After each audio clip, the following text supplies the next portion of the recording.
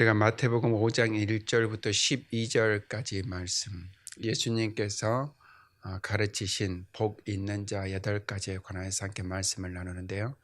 오늘은 그 마지막 시간이 되겠습니다. 우리가 이 말씀을 항상 마음에 새길 때마다 잊지 않아야 할 것, 그것이 바로 가장 가치 있는, 가장 최상의 복이 무엇이냐 하는 것입니다. 그것은 바로 하나님을 나의 하나님으로 고백하고 예수님께서 항상 나와 함께 하시는 삶, 그것이 가장 가치 있고 최상의 복을 누리는 삶이라고 했습니다. 저와 여러분들이 이와 같이 하나님을 나의 하나님으로 고백하는 삶이기를 원합니다. 그리고 예수님과 항상 동행하는 복이 저와 여러분들 안에 있기를 주님의 이름으로 축원합니다.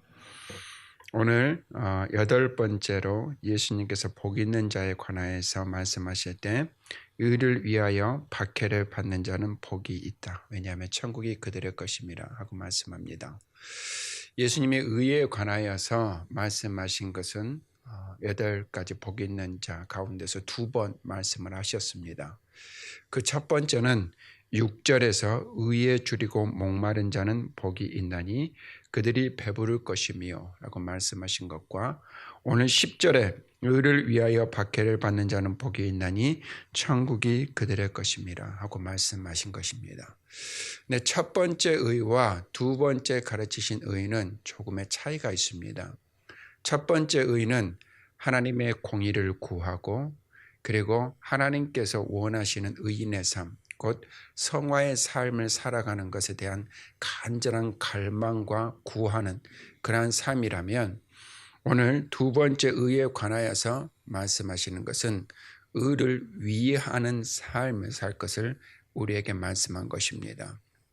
그런데 두 번째 의를 위하는 그러한 삶이 과연 누구를 위하는 삶인가 하는 것인데 11절 말씀을 보면 나로 말미암아라고 이렇게 말씀하셨어요. 곧 예수님을 위하는 삶, 그것을 우리에게 말씀한 것입니다. 바꾸어 말하면 예수님을 믿고 예수님을 따르고 예수님을 닮아가는 삶 뿐만 아니라 예수님께서 맡기신 사명에 순종하고 충성되게 살아가는 그러한 믿음의 삶이 세상에서 욕먹고 세상에서 박해당하고 악한 말을 듣게 되는 그러한 삶을 살게 될 것을 우리에게 말씀한 것입니다. 우리가 이 말씀을 보면 왜 예수님을 믿는데, 왜 예수님의 말씀에 순종하는데 그 사명을 감당하는데 박해를 받아야만 하는가 하는 것을 우리가 생각해 보는데, 예수님께서 이와 같이 말씀하시고 마태복음 10장 말씀을 보면 믿는 자들이 박해받는다 하는 것을 더 분명하게 말씀을 하셨습니다. 우리 한번 마태복음 10장 말씀으로 잠깐 넘어가 보겠습니다. 마태복음 10장 16절 말씀을 먼저 보면 16절 말씀에 보라 내가 너희를 보냄이, 예수님께서 제자들을 복음을 위하여 세상에 보내는 것을 말씀합니다.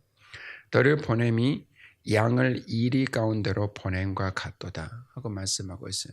곧 너희를 쥐벼 삼키려고 하는 자들에게 보내는 것과 같구나 하고 근심하며 말씀하신 것입니다. 그러므로 너희는 뱀같이 지혜롭고 비둘기같이 순결하라 하고 말씀하셨어요. 너희의 믿음을 지키고 성결함을 지키되 세상에서 지혜 있는 삶을 살 것을 말씀한 것입니다. 마태복음 10장 16절에서 이와 같이 말씀하시고 17절부터 18절에서는 다음과 같이 말씀합니다. 사람들을 삼가라. 사람들을 조심하라는 것이죠. 그들이 너희를 공회에 넘겨주겠고 그들이 회당에서 너희를 채찍질하리라 말씀합니다. 그리고 너희로 말미암아, 나로 말미암아 그랬죠. 예수 그리스도로 말미암아서 너희를 총독들과 임금들 앞에 넘겨주고 그들에게 끌려가리니 그들에게 이방인들에게 증거가 되게 하리라 하고 이렇게 말씀하고 있었어요. 곧 예수 그리스도의 이름을 위하는 그러한 너희들이 공회에 넘겨지고 회당에서 채찍질당하고 임금들과 그리고 여러 총독들에게 넘겨지는 환난과 박해를 당하게 될 것이다 하고 예수님께서 그의 제자들에게 말씀합니다. 또한 바울은 디모데후서에서 3장 12절에 무릇 그리스도 예수 안에서 그랬어요. 경건하게 살고자 하는 자는 그랬죠. 그러니까 그리스도 예수 안에서 세상과 구별된 삶을 살고자 하는 자는 박해를 받게 된다 하고 말씀합니다. 세상으로부터 박해를 받게 된다는 거예요. 베드로 또한 예수님께서 가르치신 이 말씀을 기억하여 베드로전서 4장 14절에 너희가 그랬어요. 너희가 그리스도의 이름으로 치욕을 당하면 복이 있는 자로다 하고 말씀합니다. 그리스도의 이름으로 말미암아 치욕을 당하면 복이 있는데, 왜냐하면 영광의 영 곧 하나님의 영이 너희 위에 계심이라. 그것이 증거라는 것입니다. 그리스도의 이름 때문에 너희가 치욕을 당하면 그것이 증거가 된다는 거예요. 하나님의 영이 너희 위에 있기 때문에 이와 같이 치욕을 당하게 되는 것이다. 그러므로 너희는 기뻐하라. 그것이 너희에게 복이다 라고 말씀합니다. 이와 같이 예수 그리스도의 이름으로 말미암아 박해를 받는다는 것, 예수 그리스도의 이름으로 말미암아 치욕을 당하고 환난을 당한다는 것, 그것은 믿는 자들에게 있어서는 전혀 이상한 일이 아니라는 것을 여러분 반드시 기억하기를 원합니다. 오히려 믿는 자들이 박해를 받는다는 것을 당연하게 여기고 이것을 주님께서는 기뻐하고 즐거워하라고 말씀하셨어요. 여러분, 이와 같은 박해는 지금 이 시대를 살아가는 사람들에게만 주어진 말씀이 아니었습니다. 오늘 말씀을 보니까 12절에서도 전에 있던 선지자들도 그랬어요. 전에 있던 선지자들도 이와 같이 박해를 받았다 하고 말씀합니다. 전에 있던 선지자들이 받은 박해를 일일이 다 언급할 수는 없습니다. 그런데 전에 있던 선지자들, 곧 하나님의 말씀을 가지고 보내심을 받은 그 선지자들이 받은 박해에 관하여서 히브리서 11장 36절부터 37절에 잠깐 언급을 하고 있습니다. 우리 히브리서 11장 말씀으로 한번 같이 가보겠습니다. 히브리서 11장 36절부터 37절까지 말씀입니다. 구약 366페이지입니다.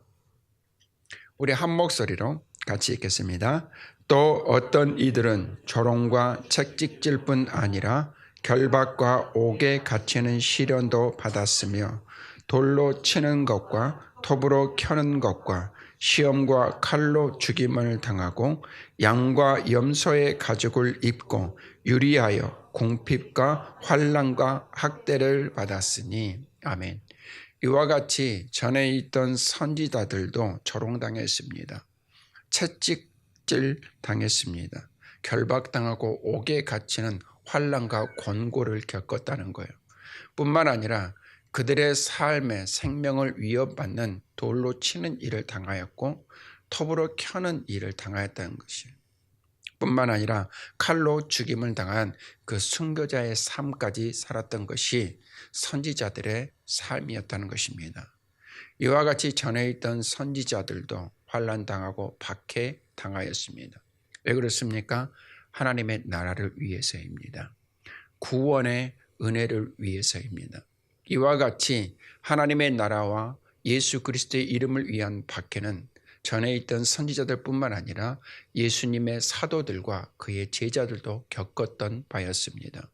뿐만 아니라 오늘 이 시대를 사는 저와 여러분들도 마땅히 받아야 할 박해이고 환난이고 고난이라는 것을 여러분 반드시 기억하기를 주님의 이름으로 축원합니다. 그렇다면 왜 믿는 자들이 박해를 받아야 하는가?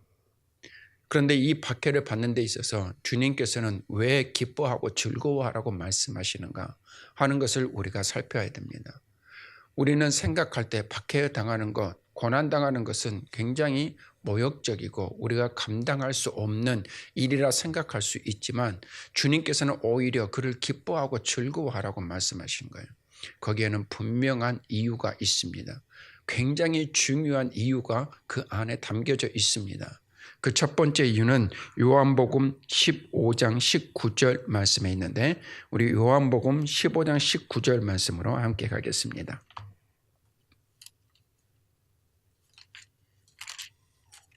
요한복음 15장 19절 말씀입니다. 신약 174페이지.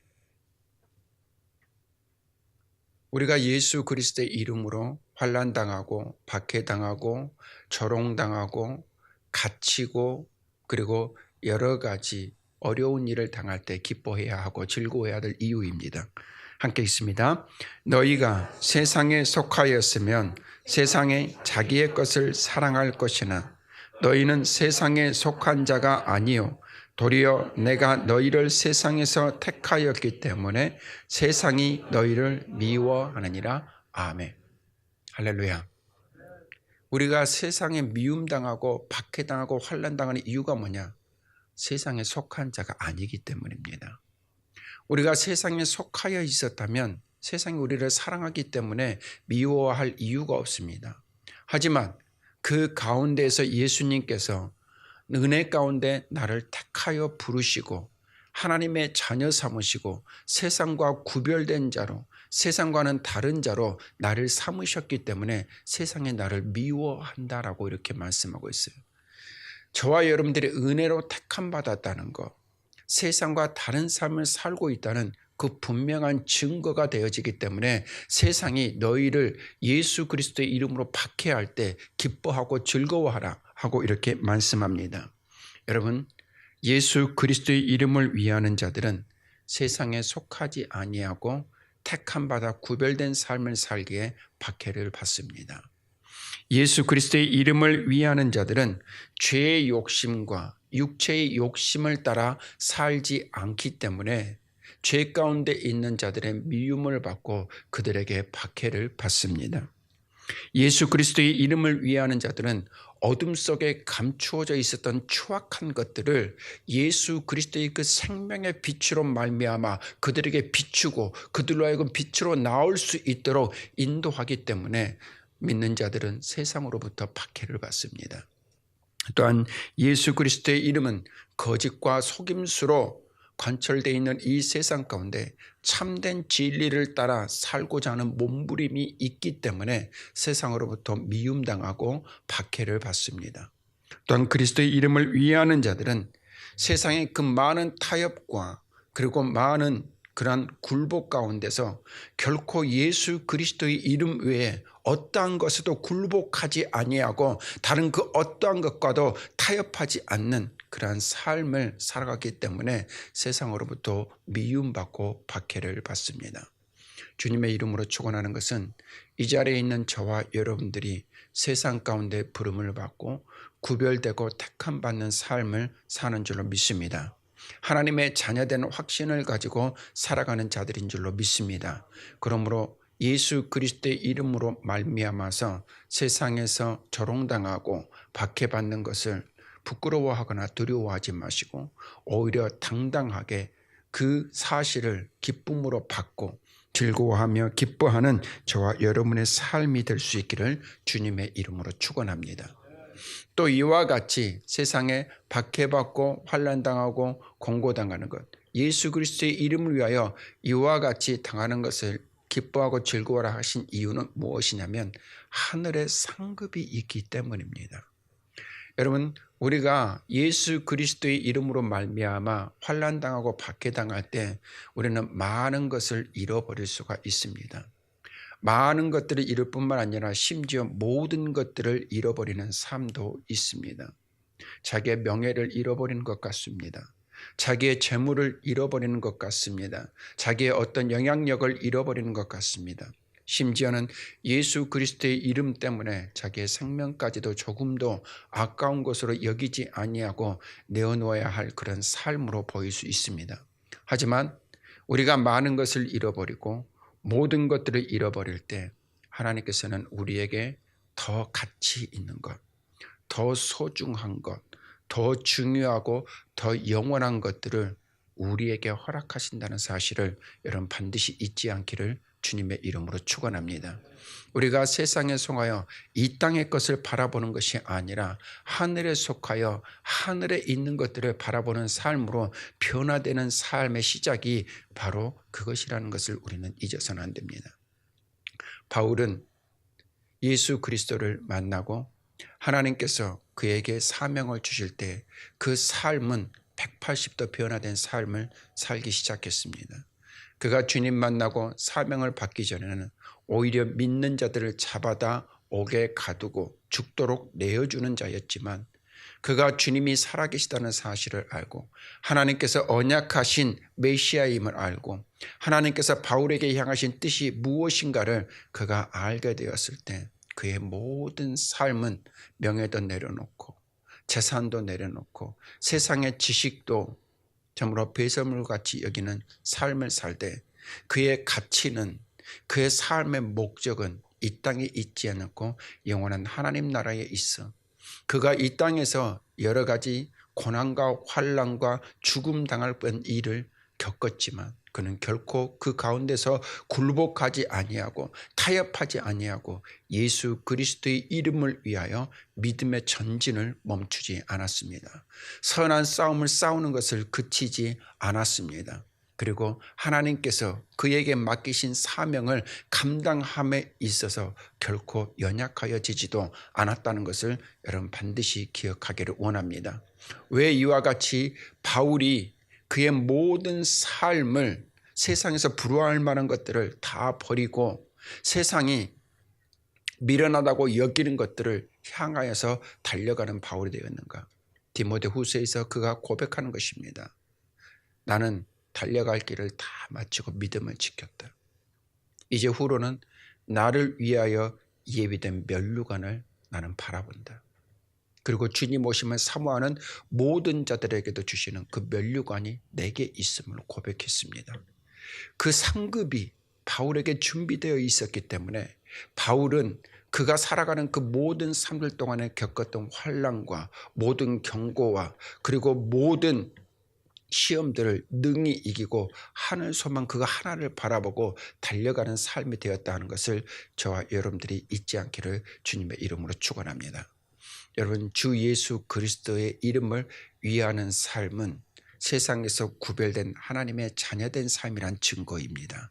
주 예수 그리스도의 이름으로 인하여 박해받는 삶은 하늘의 상급이 있는 삶이라는 것을 저와 여러분들이 반드시 기억하기를 주님의 이름으로 축원합니다. 그러므로 우리가 예수 그리스도의 이름과 하나님의 나라를 위하는 자로서 이 땅 가운데 모욕을 당합니까? 이 땅 가운데서 조롱을 당합니까? 이 땅 가운데서 많은 것들을 잃어버립니까? 오히려 그로 말미암아 기뻐하시기를 주의 이름으로 축원합니다. 우리가 하나님의 자녀된 증거입니다. 우리가 예수 그리스도로 말미암아 택함 받은 백성이라는 증거입니다. 그리고 영원한 하나님 나라에 우리의 상급이 있다는 증거가 바로 이 땅에서 박해입니다. 저와 여러분들이 오늘 주님께서 가르치신 이 말씀을 기억합시다. 의를 위하여, 곧 예수 그리스도의 이름을 위하여, 따라합니다. 예수 그리스도의 이름을 위하여 박해를 받는 자는 복이 있다. 아멘. 저와 여러분들의 삶이 이와 같이 예수 그리스도의 이름을 위하여 박해를 기뻐하고 즐거워하는 삶이 되기를 원합니다. 이와 같이 예수 그리스도의 이름 때문에 타협하지 아니하고 굴복하지 않는 삶에 관해서 세상은 말합니다. 세상이 감당하지 못할 자라.